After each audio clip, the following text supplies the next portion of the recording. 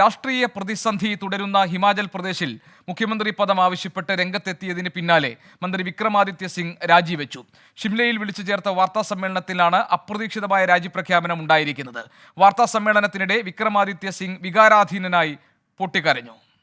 वर्तमान परिस्थिति में मेरा इस सरकार में बने रहना ठीक नहीं है, इसलिए आज मैंने ये निर्णय लिया है that I am resigning from the Council of Ministers. मैं इस सरकार से एक मंत्री के रूप में इस्तीफा दे रहा हूं जो मैंने निर्णय लिया है. आने वाले समय में with due consultation with our people मैं सबसे बात करूंगा. जो हमारे चाहने वाले हैं, हमारे लोग हैं, हमारे समर्थक हैं, उनके साथ बात करके, उनके साथ चर्चा करके, उनके साथ विचार विमर्श करके आने वाले समय में फ्यूचर कोर्स ऑफ एक्शन को जो है वो डिसाइड किया जाएगा. വിക്രമാദിത്യ സിംഗ് അപ്രതീക്ഷിതമായി രാജിപ്രഖ്യാപനം നടത്തിയിരിക്കുന്നു. മന്ത്രിസഭയിൽ നിന്ന് താൻ രാജിവെച്ചെന്നും തുടർ നീക്കങ്ങൾ ജനങ്ങളുമായി ആലോചിച്ച ശേഷം അറിയിക്കാമെന്നുമാണ് വാർത്താ സമ്മേളനത്തിൽ പറഞ്ഞിരിക്കുന്നത്. 6 കോൺഗ്രസ് MLA-മാരും കോൺഗ്രസ് സർക്കാരിന് പിന്തുണ നൽകിയ 3 സ്വതന്ത്രരും BJPക്ക് വോട്ട് ചെയ്തതോടെയാണ് ഹിമാചൽ പ്രദേശിലെ രാഷ്ട്രീയ പ്രതിസന്ധി ഉണ്ടായത്. കൂറുമാറിയാൽ അയോഗ്യരാക്കുമെന്ന് കോൺഗ്രസ് നേതൃത്വം MLA-മാർക്ക് മുന്നറിയിപ്പ് നൽകി. വിശ്വാസ വോട്ട് ആവശ്യപ്പെട്ട് BJP സംഘം ഗവർണറെ കാണുകയും ചെയ്തിട്ടുണ്ട്. രാധാകൃഷ്ണൻ വിവരങ്ങൾ നൽകാനുണ്ട്. വിക്രമാദിത്യ സിംഗ് മുഖ്യമന്ത്രി അയക്കുമോ എന്നൊക്കെയുള്ള സംശയങ്ങളുണ്ടായിരുന്നു. അങ്ങനെ ഒരു അവകാശവാദം അദ്ദേഹത്തിന്റെ ഭാഗത്ത് ഉണ്ടായിരുന്നു എന്ന സൂചന നേരത്തെ വന്നിരുന്നു. തൊട്ടു പിന്നാലെ നാടകീയമായി ഒരു രാജിപ്രഖ്യാപനം വിക്രമാദിത്യ സിംഗ് നടത്തിയിരിക്കുന്നു. ഇതൊരു പ്രഷർ ടാക്ടിക്സ് ആണോ? ഈ സുഖ്വീന്ദർ സിംഗ് സുഖുവിന് പകരം ഒരാളെ കണ്ടെത്തുമ്പോൾ അവിടെ താൻ പരിഗണിക്കപ്പെടണമെന്ന ഒരു ആഗ്രഹത്തിന്റെ പുറത്താണ് ഉള്ളൊരു സമ്മർദ്ദ തന്ത്രമാണോ ഈ രാജിപ്രഖ്യാപനം? എന്താണ് അവിടെ നിന്നുള്ള പുതിയ വിവരങ്ങൾ? മന്ത്രിസഭയിലേക്ക് വിക്രമാദിത്യ സിംഗ് എത്തിയത് എത്രത്തോളം സമ്മർദ്ദങ്ങൾക്ക് ശേഷമാണ് എന്നത് നമുക്ക് ഏവർക്കും കഴിഞ്ഞ 1 വർഷം മുമ്പ് നടന്ന നടപടികളുടെ ഭാഗമായിട്ട് ഓർമ്മയുള്ളതാണ്. തന്റെ പിതാവ് വഹിച്ചിരുന്ന മുഖ്യമന്ത്രി പദത്തിന്റെ പിന്തുടർച്ച അത് കോൺഗ്രസ് വിജയിക്കുകയാണെങ്കിൽ താനാണെന്ന് കരുതിയിരുന്ന ആളാണ് വിക്രമാദിത്യ സിംഗ്. അദ്ദേഹം അതിനുശേഷം ആ മുൻവിധിയോടുകൂടിയാണ് സുഖു മന്ത്രിസഭയിൽ തുടരുകയും ചെയ്തത്. കോൺഗ്രസിനുള്ളിൽ ഇന്നലെ രാത്രി മുതൽ ഈ രാജ്യസഭാ തെരഞ്ഞെടുപ്പിന് ശേഷം പറഞ്ഞു കേൾക്കുന്ന ഒരു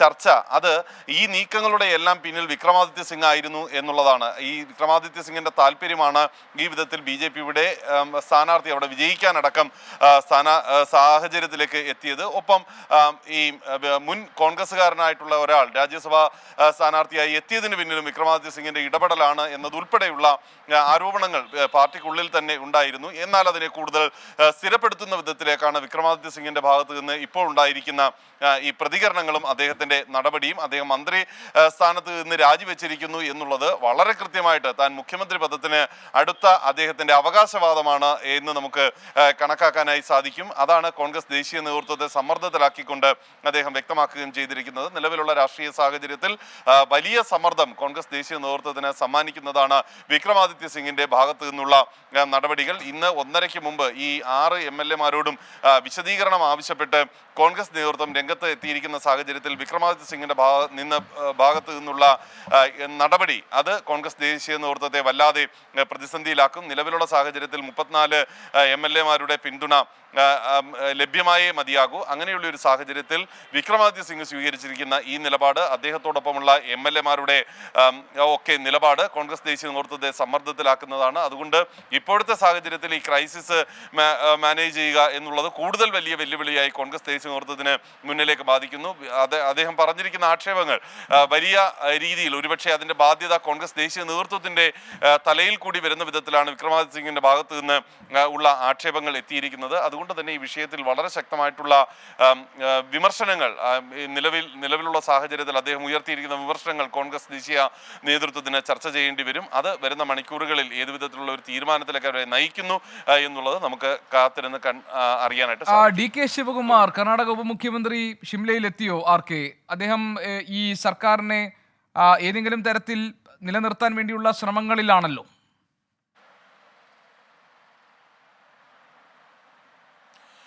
തീർച്ചയായിട്ടും അല്പസമയത്തിന് അകം തന്നെ അദ്ദേഹം അവിടെ നടപടികളിലേക്ക് എത്തും എന്നുള്ളതാണ് നമുക്ക് അവിടെ നിന്ന് മനസ്സിലാക്കാനായിട്ട് സാധിക്കുന്നത്. രണ്ടുപേരെയാണ്, വിശ്വസനീയരായിട്ടുള്ള രണ്ടുപേരെയാണ് ഈ ദൗത്യത്തിന് വേണ്ടിയിട്ട്, അത് വലിയ പരിചയമുള്ള ഭൂപീന്ദർ സിംഗ് ഹൂഡയും ഒപ്പം DK ശിവകുമാറിനെയാണ് നിയോഗിച്ചിരിക്കുന്നത്. ഹൂഡ ഇതിനകം തന്നെ അവിടേക്ക് എത്തുകയും ചർച്ചകളുടെ ഭാഗമാവുകയും ചെയ്തിട്ടുണ്ട്. ശിവകുമാർ ഫോൺ വഴി ഈ 6 MLA അടക്കമുള്ളവരോട് സംസാരിച്ചിരുന്നു എന്നാണ് അറിയാനായിട്ട് സാധിക്കുന്നത്. അല്പസമയത്തിനകം അദ്ദേഹം കൂടി അവിടേക്ക് എത്തുന്നതോടുകൂടി കോൺഗ്രസിന്റെ ഈ മധ്യസ്ഥ ശ്രമങ്ങൾക്ക് വേഗം കൂടും. കോൺഗ്രസ് ദേശീയ നേതൃത്വം ഏതായാലും ഈ ഘട്ടത്തിൽ വ്യക്തമാക്കിയിരിക്കുന്നത് അവിടെ ഒരു BJP സർക്കാർ വരുന്ന ഒരു സാഹചര്യം ഉണ്ടാക്കരുത് എന്ന വിധത്തിലാണ് ഇപ്പോൾ ആവശ്യപ്പെട്ടിരിക്കുന്നത്. ശരി, രാധാകൃഷ്ണനാണ് വിവരങ്ങൾ നൽകിയത്. ഹിമാചലിൽ ഏത് വിധിനെയും സർക്കാരിനെ സംരക്ഷിച്ചു നിർത്താൻ കോൺഗ്രസിന്റെ ദേശീയ നേതൃത്വം പെടാപ്പാട് പെടുമ്പോഴാണ് നാടകീയമായി വിക്രമാദിത്യ സിംഗ് എന്ന മന്ത്രി അവിടെ നിന്നും മന്ത്രിസഭയിൽ നിന്ന് രാജിവെച്ചിരിക്കുന്നത്. വികാരധീനനായി പൊട്ടിക്കരഞ്ഞുകൊണ്ടാണ് രാജ്യപ്രഖ്യാപനം നടത്തിയത്. തീർത്തും നാടകീയമായ രംഗങ്ങൾക്ക്, രാഷ്ട്രീയ രംഗങ്ങൾക്ക് സാക്ഷിയാവുകയാണ് ഹിമാചൽ പ്രദേശ്. ഇപ്പോൾ